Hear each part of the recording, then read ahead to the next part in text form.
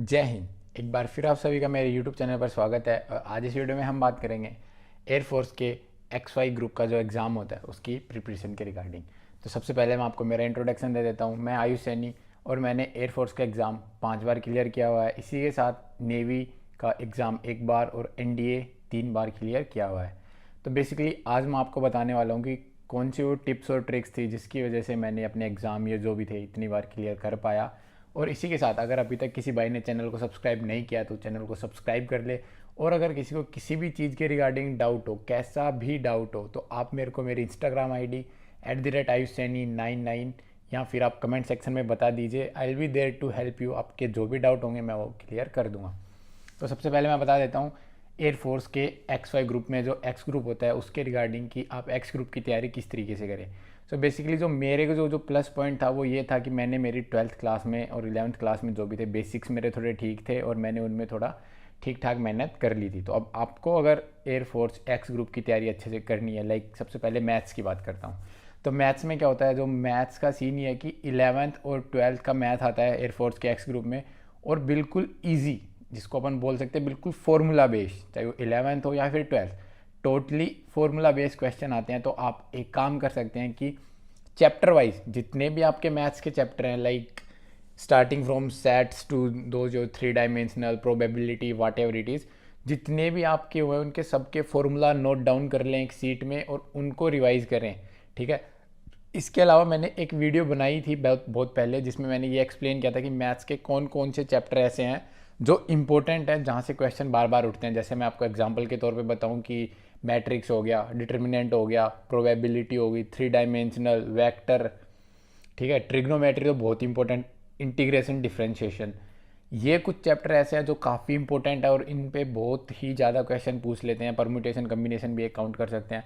तो इनके फॉर्मूले तो आपको बेसिकली पूरे आने ही चाहिए और बिल्कुल one word question, one line answer इनके होते हैं, बहुत ही सिंपल। तो आप इनके अगर फॉर्मूले वगैरह अगर अच्छे से तैयार कर लेंगे तो आपके मैथ्स आराम से क्लियर हो जाएगा। मैथ्स में मैं बता रहा हूँ आपको, आप आराम से 20+ स्कोर कर सकते हैं बहुत आसानी से अगर आपको फॉर्मूले याद है। अब बात आती है फिजिक्स की।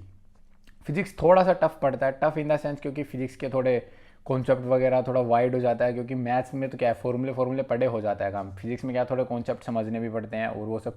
इसी के लिए मैंने एक वीडियो सीरीज़ भी शुरू करी जिसमें मैंने 7-8 वीडियोज़ तो डाल दिए हैं जिसमें मैंने फिजिक्स के बारे में एक्सप्लेन करा है कि किस तरीके से आपको पढ़ना है, कौन से इंपॉर्टेंट MCQ हैं। वो मैं कुछ करवा देता हूँ, कुछ आप खुद कर लेना। तो फिजिक्स में भी कुछ इंपॉर्टेंट चैप्टर हैं, उनके बारे में मैंने बताया, आप उनको पढ़ लेना। और मैंने क्या किया था, मेरा रूटीन क्या था, रूटीन ये था डेली, ज़्यादा नहीं, बस थोड़े बहुत, लाइक डेली की डेली कोई एक चैप्टर उठा लिया, उसमें से कुछ 5-10 क्वेश्चन इंपॉर्टेंट कर लिए जो कि बार बार पूछे जाते हैं, या फिर कुछ ऐसे प्रिंसिपल्स है या फिर अपन कॉन्सेप्ट की बात कर सकते हैं जो कि डेली एक बार रोज़ थोड़ा थोड़ा पढ़ता था, उसके बाद उसको एक with in A time period में उनको रिवाइज करता था। लिख लिख के देख लो आप, न्यूमेरिकल एक दो उनको सोल्व करके देख लो, तो इसलिए ईजिली हो जाता है, उसमें कोई दिक्कत वाली बात नहीं है। तो फिजिक्स भी इतना ज़्यादा है नहीं, आप वीडियोस देख लीजिए। इसके अलावा अपने हिसाब से जैसा भी आप प्रिपेयर कर सको उनको प्रिपेयर कर लो। और फिर भी अगर किसी को डाउट होता है तो आप मेरे को कमेंट सेक्शन में बता देना, कोई दिक्कत नहीं है। और इसके अलावा अगर बात करें अंग्रेजी भी एज इन ज़्यादा टिपिकल होती नहीं है। अंग्रेजी में आप पैसेज, अनसीन पैसेज जो 11th-12th में आता था, वैसे अगर आपने 3-4-5-10 अनसीन पैसेज सोल्व कर लिए तो आपको आराम से पैसेज के 3-4 नंबर वो तो श्योर हो ही जाते हैं। वो मैंने मेरे 12th-11th में बहुत अच्छे से सोल्व करे थे। इसके अलावा एंटोनियम सिनोनियम तो भाई जिसकी जितनी अच्छी वो कैब होगी उसी के होंगे, तो उसका मैं कह नहीं सकता आपको। बाकी जो भी ग्रामर आती है वो भी हमारे 11th-12th में आया करती थी। तो मैंने दोबारा जैसे प्रिपरेशन शुरू करी तो जैसे मेरे को पता चला ये सब चीज़ आती है, मैंने वहीं से रेफरेंस ली थी दोबारा, क्योंकि वहाँ से मैंने पढ़ा हुआ था पहले से। और दोबारा जब पढ़ना शुरू करा तो मेरे को समझ आने लग गया था कि हाँ अच्छा, कि इस तरीके से सोल्व कर, जैसे आर्टिकल हो गया, वर्ब हो गया, नरेशन हो गया, पैसिव वॉइस, एक्टिव वॉइस, सारी चीज़ें। तो सबका यही सीन था। बाकी प्रैक्टिस सबसे इम्पोर्टेंट है इन सब में। जो मैंने 5-6 बारी करा, मेरे लिए सबसे इंपॉर्टेंट ये था प्रैक्टिस करना बहुत जरूरी है। अगर आपने प्रैक्टिस करी है तो आपके बहुत ही सही चांसेज है कि आप आराम से क्लियर कर पाओगे। वाई ग्रुप का भी सेम है, 10th लेवल तक का मैथ है और उसमें भी कुछ एजिन है नहीं, प्रैक्टिस मारो। और उसके अलावा जीके वगैरह आपकी अच्छी होनी चाहिए, क्योंकि वाई ग्रुप में जीके भी आती है। मेरा वाई ग्रुप 2 बार क्लियर हुआ है 5 बार में से, वो ऐसे एजिन जस्ट फॉर फन देते था।